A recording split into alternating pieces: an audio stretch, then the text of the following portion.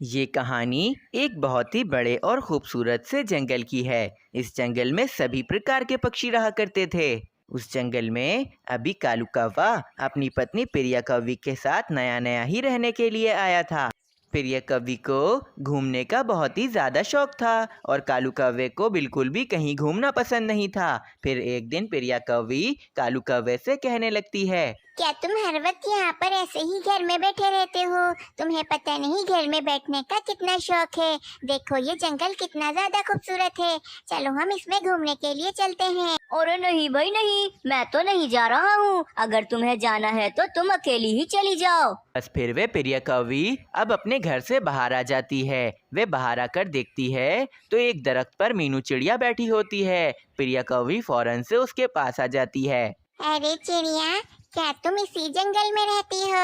हाँ, मैं तो इस जंगल में बहुत पहले से रहती हूँ, लेकिन तुम्हें आज से पहले कभी नहीं देखा है। तुम अभी अभी आई हो क्या इस जंगल में रहने के लिए? मैं अभी कुछ दिनों पहले ही इस जंगल में रहने के लिए आई हूँ।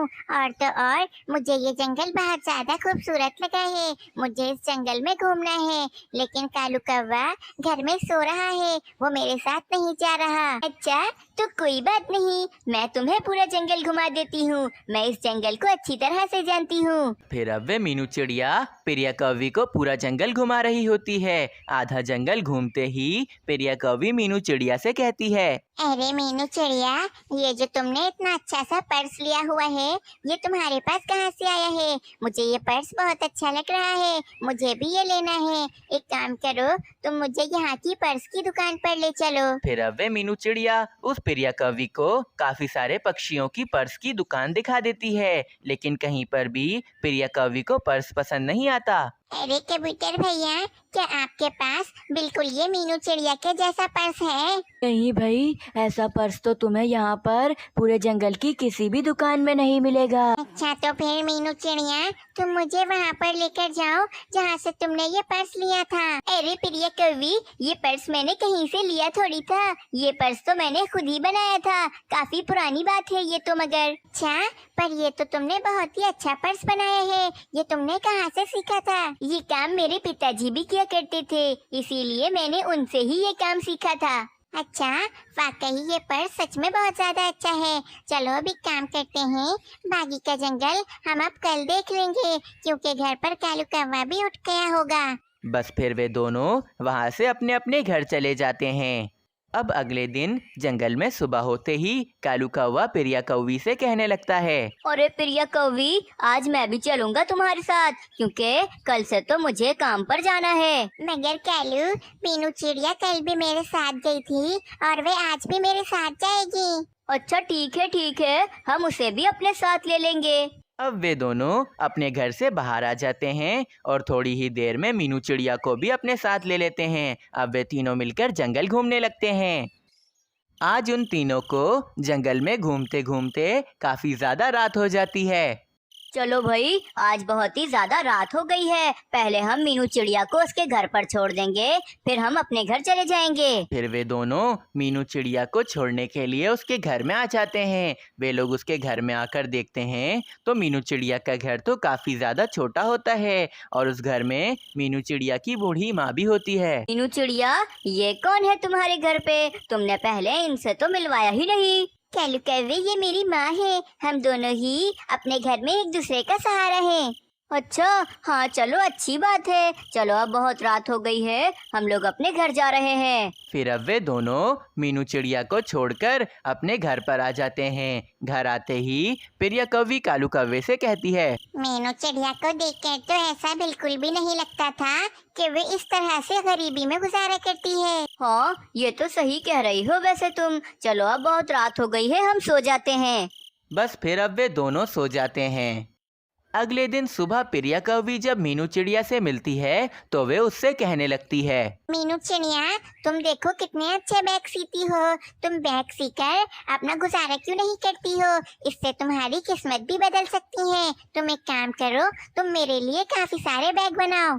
अरे प्रिया कवि, मैं बैग तो बना दूंगी पर मेरे पास कोई भी सामान नहीं है। अच्छा, तुम एक काम करो, अभी कुछ देर यहाँ पर ही रुको, मैं अभी आती हूँ अपने घर से। फिर अब वे प्रिया कौवी जल्दी से अपने घर आ जाती है और कालू कौवे को सारी बात बता देती है और कालू कौवे से कुछ दाने लेकर वापस मीनू चिड़िया के पास आ जाती है। अब वे प्रिया कौवी मीनू चिड़िया को लेकर बाजार जाती है और उसे पर्स बनाने का सारा सामान दिला देती है। अब सामान दिलाते ही प्रिया कौवी उसे वापस अपने घर ले आती है। मीनू चिड़िया, अगर तुम ये पर्स अपने हाथ से सियोगी तो काफी ज्यादा समय लग जाएगा, इसीलिए ये कुछ दाने हैं, तुम ये दाने रखो और इनसे मशीन ले आना।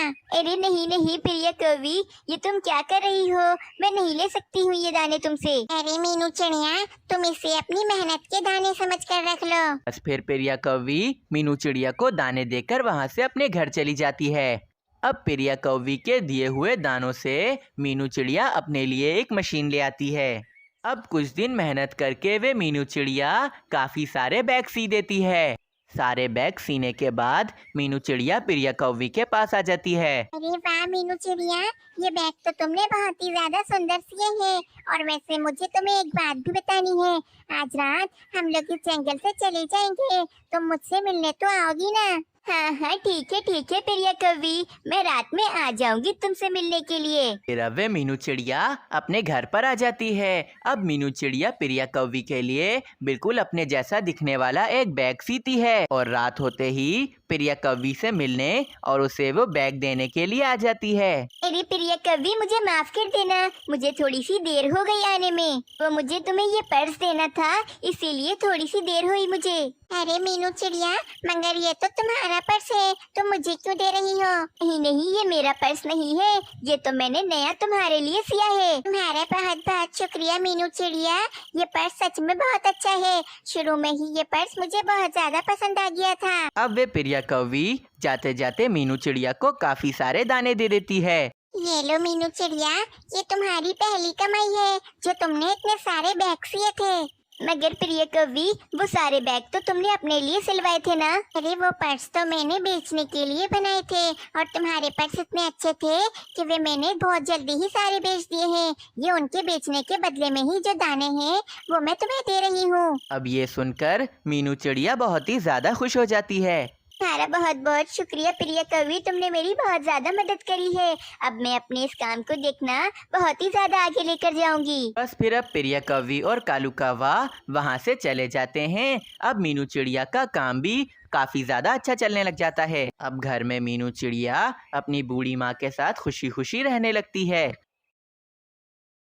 जंगल में एक मीनू चिड़िया अपने पति मानो चिड़े और अपने एक बेटे सोनू चिड़े के साथ रहती थी। मानो चिड़ा जंगल में पक्षियों के घरों पर रंग का काम किया करता था और दूसरी तरफ मीनू चिड़िया सभी पक्षियों के घरों पर जाकर काम किया करती थी। बस इसी से ही उनके घर का गुजारा काफी ज्यादा मुश्किलों से चलता था। जंगल में बाकी सभी पक्षी काफी ज्यादा अमीर थे। पूरे जंगल में सिर्फ मीनू चिड़िया के घर की हालत ही कुछ खराब थी। फिर एक दिन की बात है, मानो चिड़ा घर आकर मीनू चिड़िया से कहने लगता है, मीनू चिड़िया, मुझे दूसरे जंगल में एक रंग का बहुत ही ज्यादा बड़ा काम मिला है, इसीलिए अब मुझे वहाँ रंग करने के लिए कुछ दिनों के लिए जंगल से बाहर जाना है। अच्छा ठीक है मानो चिड़े, ये तो बहुत ही ज्यादा अच्छी बात है, लेकिन मुझे समझ नहीं आ रहा है। मैं तो रोज सुबह से कालू कौवे के घर पर काम करने जाती हूँ, तो फिर क्या हमारे पीछे सोनू चिड़ा अकेला घर में रहेगा? नहीं नहीं मीनू चिड़िया, तुम एक काम करना ना, तुम इसको भी अपने साथ काम पर ले जाना। हाँ ये तुम ठीक कह रहे हो, मैं इसे अपने साथ काम पर ले जाऊंगी। फिर अब अगले दिन वे मानो चिड़ा रंग का सामान लेकर काम पर चला जाता है और मीनू चिड़िया सोनू चिड़े से कहने लगती है, चलो सोनू चिड़े जल्दी से तैयार हो जाओ तुम, आज से अब तुम मेरे साथ काम पर जाया करोगे। फिर अब थोड़ी ही देर में मीनू चिड़िया और सोनू चिड़ा कालू कौवे के घर पर काम पे आ जाते हैं। क्या बात है भाई मीनू चिड़िया, तुम अपने साथ सोनू चिड़े को क्यों लेकर आ गई हो?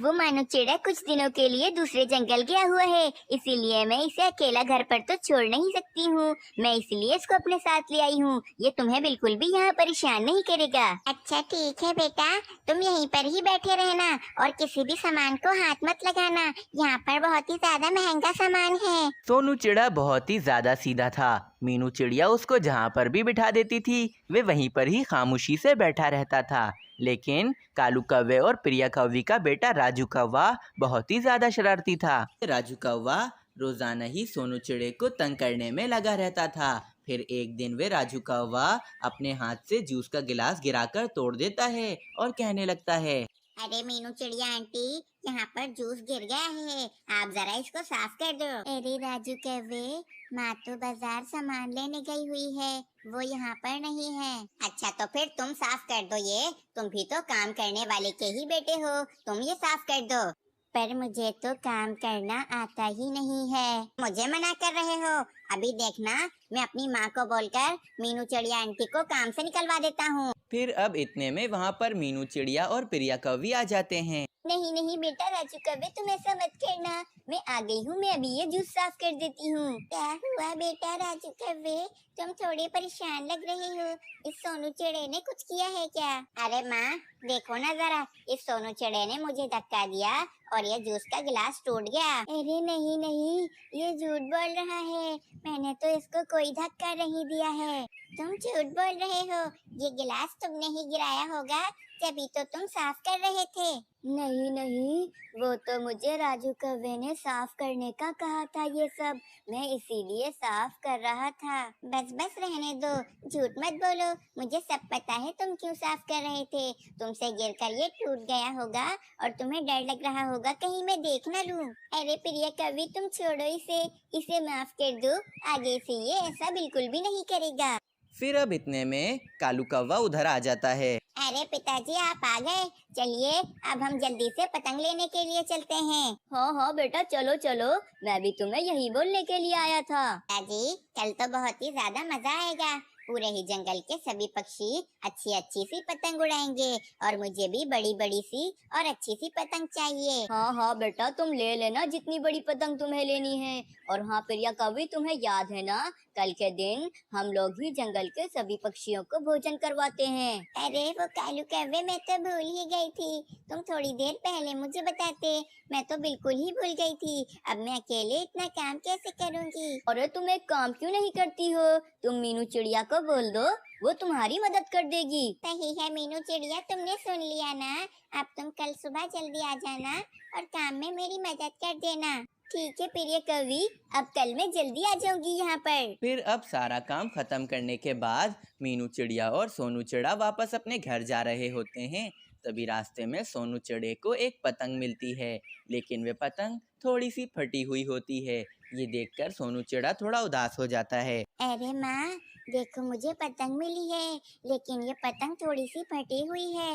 माँ मुझे भी कल पतंग उड़ानी है। चलो बेटा ठीक है, मैं तुम्हें अभी बुलबुल आंटी की दुकान से पतंग दिला देती हूँ। फिर अब वे दोनों बुलबुल की दुकान पर आ जाते हैं।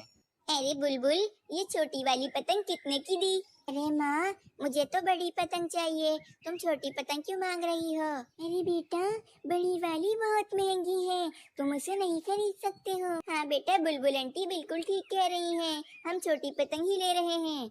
फिर अब वे मीनू चिड़िया सोनू चिड़े को छोटी पतंग दिला देती है। अब थोड़ी ही देर में जंगल में रात हो जाती है और वे दोनों अपने घर आकर सो जाते हैं। अब अगले दिन जब मीनू चिड़िया सुबह सुबह काम पर जाती है तो वे सोनू चिड़ा अपनी वो पतंग भी साथ ले जाता है जो उसे कल मीनू चिड़िया ने दिलाई होती है। वहाँ पर वे राजू कौवा सोनू चिड़े की एक पतंग देखकर जोर जोर से हंसने लगता है, क्योंकि राजू कौवे के पास तो बहुत सारी नई और बड़ी बड़ी सी पतंग होती हैं। अरे भाई सोनू चिड़े, तुम्हारे पास तो इतनी छोटी सी पतंग है, तुमने मेरी पतंग देखी है? मेरे पास कितनी बड़ी बड़ी पतंग है। फिर इतने में वहाँ पर प्रिया कौवी आ जाती है। अरे राजू कौवे, जाओ बेटा, तुम्हारे पिताजी जंगल में तुम्हें बुला रहे हैं। अब राजू कौवा वहाँ से जाने लगता है, तभी उसके हाथ से एक पतंग गिर जाती है। सोनू चिड़ा आगे बढ़कर वे पतंग उठाने लगता है तो प्रिया कौवी उसे कहती है, अरे सोनू चिड़े बिल्कुल पीछे हट जाओ यहाँ से, नई पतंग को हाथ कैसे लगा रहे हो तुम? अगर फट गई तो फिर पता है कितनी महंगी पतंग है ये। अरे भाई मीनू चिड़िया, अपने बेटे को जरा संभाल कर रखो।